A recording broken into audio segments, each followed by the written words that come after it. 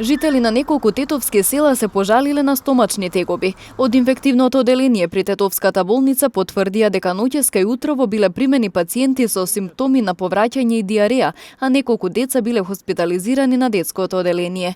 Најголемиот број се од Брвеница, неколкумина од Фалише и Сараќино.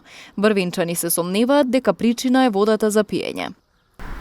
Од комшите слушнав, има повеќе деца отидени на преглед. Некој од водата, комшиите.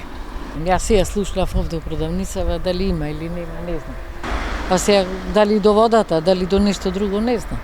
Од Општинското јавно комунално предпријатие Вардар од Брвеница случајот го пријавиле во Центарот за јавно здравје Тетово, чии тимови зеле мостри од водата за пиење и по нивната анализа ќе се знае причината. Сомнежот е поради дефектот кој се случил во водоводната мрежа. Проблемот треба да ни потврда од ХЕС, тоа е таа медицина која имаме договор направено за секој месец да испитуваат, така да они треба да го потврдат тоа дали е стварно така или не. Иначе ние имавме квар прилично голем, тоа е квар хаварија, да речеме, тоа е пумпа една која кошта, да не именуваме паре, не е битно. И ние 3-4 дена се бориме со тоа за граѓаните или жителите од Брвеница да има вода. Така да со таа бушотина не е сменета да не се ствара една фама или паника на граѓаните, значи ние само мотор имаме сменет.